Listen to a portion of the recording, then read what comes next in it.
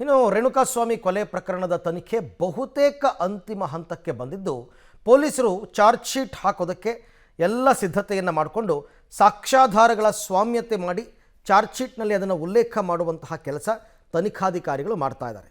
ರೇಣುಕಾಸ್ವಾಮಿ ಕೊಲೆ ಮಾಡುವಾಗ ಕೃತ್ಯಕ್ಕೆ ಬಳಸಿದ್ದ ಕಾರು ಮತ್ತು ಬೈಕ್ಗಳನ್ನು ಪೊಲೀಸರು ಸೀಸ್ ಮಾಡಿದರು. ನಟ ದರ್ಶನ್, ಪವಿತ್ರ ಗೌಡ ಬಂದು ಹೋಗಿದ್ದ ಕಾರು, ಬೇರೆ ಆರೋಪಿಗಳು ಬಳಸಿದ್ದ ಬೈಕ್ಗಳು ಸೇರಿ 8ಕ್ಕೂ ಹೆಚ್ಚು ವಾಹನಗಳನ್ನು ಪೊಲೀಸರು ಸೀಸ್ ಮಾಡಿದರು. ಇದು ದರ್ಶನ್ ಅಂಡ್ ಗ್ಯಾಂಗ್ಗೆ ಮತ್ತೊಂದು ಬ್ಯಾಕ್ ಡ್ರಾಪ್ ಅಂತ ಹೇಳಲಾಗ್ತಾ ಇದೆ. ಆ ವೆಹಿಕಲ್ಗಳನ್ನು ಸ್ವಾಮ್ಯತೆಯನ್ನು ಪರೀಕ್ಷೆ ಮಾಡ್ತಾರಂತೆ. ಅಂದರೆ ದೃಶ್ಯಾವಳಿಗಳಲ್ಲಿ ಕಾಣುವಂತಹ ವೆಹಿಕಲ್, ನಾವು ಸೀಸ್ ಮಾಡಿರ್ತಕ್ಕಂಥ ವೆಹಿಕಲ್ ಎರಡೂ ಒಂದೇ ಅಂತ ಪ್ರೂವ್ ಮಾಡಬೇಕು. ಯಾಕೆಂದರೆ ಇವರು ಶೆಡ್ಗೆ ಓಡಾಡಿರೋದು, ಶೆಡ್ಗೆ ಬಂದಿರೋದು, ಅಲ್ಲಿಂದ ಸ್ಟೋನಿ ಬ್ರೂಕ್ ಹೋಗಿರೋದು, ಸ್ಟೋನಿ ಬ್ರೂಕಿಂದ ದರ್ಶನ್ ಮನೆಗೆ ಬಂದಿರೋದು, ಪವಿತ್ರ ಗೌಡ ಅವ್ರ ಮನೆಗೆ ಹೋಗಿರೋದು, ಈ ಎಲ್ಲ ಚಲನವಲನ CCTVನಲ್ಲಿ ಸರಿಯಾಗಿದೆಯಲ್ಲ, ಆ ವೆಹಿಕಲ್ ಅದೇ ವೆಹಿಕಲ್ ಅಂತ ಪ್ರೂವ್ ಮಾಡಬೇಕಲ್ಲ ಈಗ. ಹಾಗಾಗಿ ಸಾಮ್ಯತೆಗೆ ಈಗ ಪ್ರಯತ್ನ ಪಡ್ತಾ ಇದ್ದಾರೆ. ಸಾಕ್ಷ್ಯಾಧಾರಗಳ ಸಾಮ್ಯತೆ ಮೇಲೆ ಚಾರ್ಜ್ ಶೀಟನ್ನು ಸಲ್ಲಿಸ್ತಾರಂತೆ. ಡಿ ಗ್ಯಾಂಗ್ ಕೊಲೆ ಕೇಸ್ನ ತನಿಖೆ ಬಹುತೇಕ ಅಂತಿಮ ಘಟ್ಟಕ್ಕೆ ಈಗಾಗಲೇ ಬಂದಿದೆ. ಒಂದಷ್ಟು FSL ರಿಪೋರ್ಟ್ ಈ ವೀಕ್ ಬರುತ್ತೆ. ಸಾಕ್ಷ್ಯಾಧಾರಗಳ ಸ್ವಾಮ್ಯತೆಯನ್ನು ಮಾಡಿ ಚಾರ್ಜ್ ಶೀಟ್ನಲ್ಲಿ ಅದನ್ನು ಉಲ್ಲೇಖ ಮಾಡ್ತಾರಂತೆ. ಅಂದರೆ ಸೇಮ್ ಇದೆಯಾ, ಸಾಮ್ಯತೆ ಅಂತಂದರೆ ಸೇಮ್. ಸೊ ಪಟ್ಟಣಗೆರೆ ಶೆಡ್ಗೆ ತೆರಳಿದ್ದ ನಟ ದರ್ಶನ್ ಅಂಡ್ ಪವಿತ್ರ ಗೌಡ ಇಬ್ಬರು ಕೂಡ ಶೆಡ್ಗೆ ಹೋಗಿದ್ದಾಗ ಬಳಸಿದ್ದ ಕಾರಿನ CCTV ದೃಶ್ಯ ಲಭ್ಯವಾಗಿದೆ. ಆಮೇಲೆ ಆ ಕಾರ್ಗಳನ್ನು ಕೂಡ ಸೀಸ್ ಮಾಡಿದ್ದಾರೆ.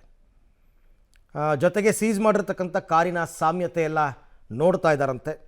ಚಿತ್ರದುರ್ಗದಿಂದ ಕಾರ್ನಲ್ಲಿ ಸ್ವಾಮಿಯನ್ನು ಡಿ ಗ್ಯಾಂಗ್ ಕರ್ಕೊಂಬಂದಿತ್ತು, ಆ ರಾಘವೇಂದ್ರ ಅಂಡ್ ಟೀಮ್, ಅದನ್ನೂ ಸೀಸ್ ಮಾಡಿದ್ದಾರೆ, ಆ ಕಾರನ್ನು ಕೂಡ. ಇನ್ನು ರೇಣುಕಾಸ್ವಾಮಿ ಬಾಡಿಯನ್ನು ಶಿಫ್ಟ್ ಮಾಡೋದಕ್ಕೆ ಬಳಸಿದ್ದ ಕಾರು, ಬ್ಲ್ಯಾಕ್ ಕಲರ್ ಸ್ಕಾರ್ಪಿಯೋ, ಅದನ್ನು ಸೀಸ್ ಮಾಡಿದ್ದಾರೆ. ಹಾಗೂ 2 ಬೈಕ್ ಬಳಕೆ ಮಾಡೋದು ಕೂಡ ಸಾಬೀತಾಗಿದೆ. ಆ ಎಲ್ಲ ವೆಹಿಕಲ್ಗಳನ್ನು ಸಾಮ್ಯತೆಯನ್ನು ಪರಿಶೀಲಿಸಿ ಆಮೇಲೆ ಅಲ್ಲಿ CCTV ದೃಶ್ಯಾವಳಿಯಲ್ಲಿ ನಂಬರ್ ಕಾಣ್ಬೋದು, ನಂಬರ್ ಪ್ಲೇಟು, ಅದನ್ನು ತೋರಿಸ್ಬೇಕಲ್ಲ, ಅದೇ ವೆಹಿಕಲ್ ಇದು ಅಂತ ಇವರು ಪ್ರೂವ್ ಮಾಡಬೇಕು ತನಿಖಾಧಿಕಾರಿಗಳು.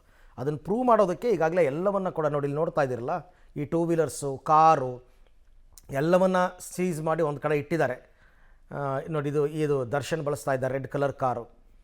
ಸೊ ಇದನ್ನೆಲ್ಲನೂ ಕೂಡ ಕೋರ್ಟ್ ಗಮನಕ್ಕೆ ತರ್ತಾರೆ. ಇದು ಕೂಡ ಒಂದು ಬ್ಯಾಕ್ ಡ್ರಾಪೇ. ಹೌದು, ಇವರೇ ಓಡಾಡಿದ್ದಾರೆ, ಇದೇ ಕಾರ್ನಲ್ಲೇ ಓಡಾಡಿದ್ದಾರೆ ಅಂತಕ್ಕಂಥದ್ದು ಪ್ರೂವ್ ಆಗುತ್ತೆ. ಮತ್ತು ಇದೆಲ್ಲ ಸೀಸ್ ಮಾಡೋದನ್ನ ಕೂಡ ಬೇಕಾದರೆ ಕೋರ್ಟ್ ಗಮನಕ್ಕೆ ತರ್ತಾರೆ, ಅದೆಲ್ಲ ನಮ್ಮ ಹತ್ರನೇ ಇದೆ ವೆಹಿಕಲ್ಸು ಅಂತಂದ್ಬಿಟ್ಟು.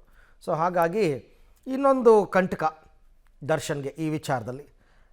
ಸೊ ಸದ್ಯಕ್ಕಂತೂ ಕೊನೆಯ ಹಂತದ ಚಾರ್ಜ್ ಶೀಟ್ ರೆಡಿ ಆಗ್ತಾ ಇದೆ. ಈ ವಾರದಲ್ಲೇನೋ ಒಂದಷ್ಟು ಬೆಂಗಳೂರು ಮತ್ತು ಹೈದರಾಬಾದ್ FSL ರಿಪೋರ್ಟ್ಗಳು ಬರಬೇಕಾಗಿದೆ. ಅದು ಬಂದರೆ ಆಲ್ಮೋಸ್ಟ್ ಎಲ್ಲವೂ ಕೂಡ ಮುಗಿದಂಗೆ. ಅದೆಲ್ಲ ರಿಪೋರ್ಟ್ಗಳನ್ನು ಕೂಡ ಇವರು ಚಾರ್ಜ್ ಶೀಟ್ನಲ್ಲಿ ನಮೂದು ಮಾಡಿ ಆನಂತರ ಅಧಿಕೃತವಾಗಿ ಕೋರ್ಟ್ಗೆ ಸಲ್ಲಿಸ್ತಾರೆ. ಗೊತ್ತಿಲ್ಲ, 2,000, 3,000, 4,000 ಪುಟಗಳಾಗ್ಬೋದು. ಯಾಕೆಂದರೆ ಎಲ್ಲರ ಬಗ್ಗೆನೂ ಇಂಡಿವಿಜುವಲ್ ಆಗಿ ಬರೀಬೇಕು. ಯಾರ್ಯಾರು ಏನೇನು ತಪ್ಪನ್ನು ಮಾಡಿದ್ದಾರೆ, ಯಾರ್ಯಾರ ಪಾತ್ರ ಏನೇನು, ಇದೆಲ್ಲವನ್ನು ಇಂಡಿವಿಜುವಲ್ ಆಗಿ ಚಾರ್ಜ್ ಶೀಟಲ್ಲಿ ಉಲ್ಲೇಖ ಮಾಡೋದ್ರಿಂದ ಸಹಜವಾಗಿ ಒಂದು 2,000-3,000 ಪುಟಗಳಾಗುತ್ತೆ ಚಾರ್ಜ್ ಶೀಟ್.